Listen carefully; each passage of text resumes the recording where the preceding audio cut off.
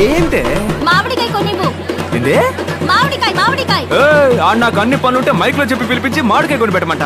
కొట్టి పిచ్చి పిల్లలా ఉంది. నీ వల్లే నేను మామిడికాయ తింటున్నాను. నువ్వే కొనివ్వు. ఏంటే మామిడి